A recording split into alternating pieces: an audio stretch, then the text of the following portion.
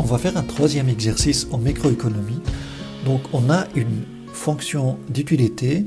Vous avez u de x, y égale 2x fois y. On sait que par exemple le prix de x égale 2, le prix de y égale 1 et le revenu R égale 200. Alors sur base de ces informations, on va répondre aux questions suivantes. La première question représente graphiquement la droite du budget. Deuxième question.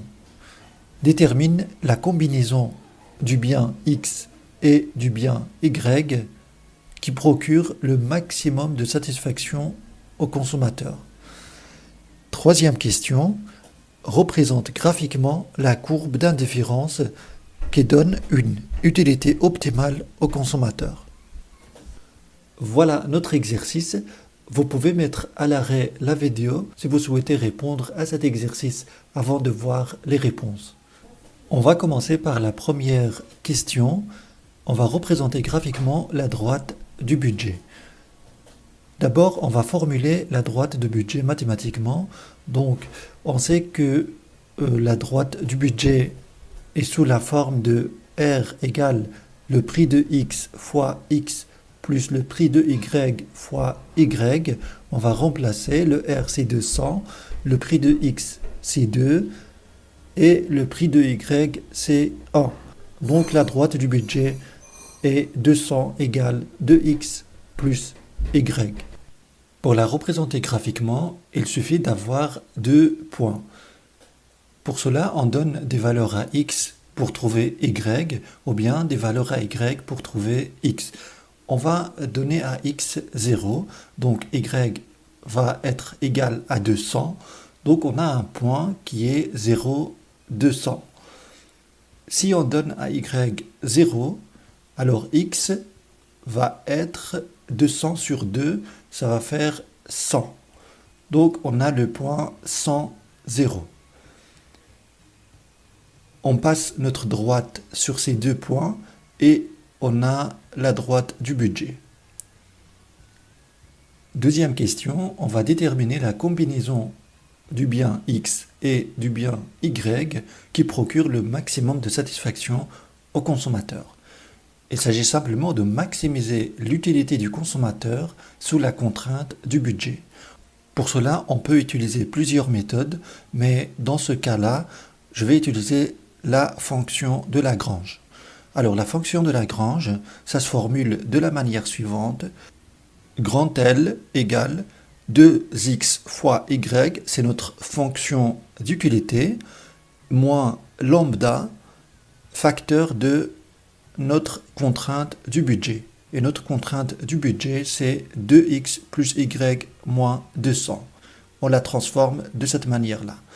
La prochaine étape dans cette méthode, c'est de calculer les dérivées partielles par rapport à x, par rapport à y et par rapport à lambda. Et chaque dérivée partielle doit être égale à 0. La dérivée de L par rapport à x, ça va donner 2y moins 2 lambda égale 0. Il faut savoir que quand on dérive par rapport à x, tout le reste est une constante. On peut simplifier cette équation et on va avoir lambda égale y. On va dériver par rapport à y, donc cela donne 2x moins lambda égale 0, ce qui donne au final lambda égale 2x.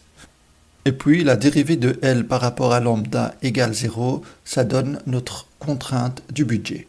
2x plus y moins 200 égale 0. Là, on a, suite à ces trois dérivées, on a trois équations et trois inconnus. Donc, on peut résoudre ce système d'équations. Si on voit la première équation et la deuxième équation, lambda égale y, lambda égale 2x, donc on va en déduire que y égale 2x. Si on remplace dans la contrainte du budget y par 2x, on va avoir 2x plus 2x égale 200, donc 4x égale 200. Donc x égale 200 sur 4 égale 50. On sait que y égale 2x, donc y égale 2 fois 50, ce qui fait 100.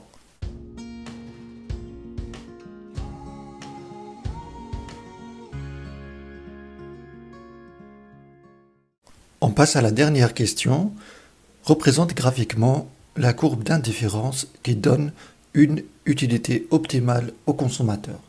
Alors, pour représenter graphiquement la courbe d'indifférence, on peut se baser sur deux informations. On sait que la courbe d'indifférence est une courbe convexe et on sait également que cette courbe va frôler la droite du budget au point optimal, à savoir 50-100. Donc, ça va passer sur ce point-là et avoir la forme convexe de la manière suivante. Voilà pour cet exercice. Merci de l'avoir regardé et à très bientôt.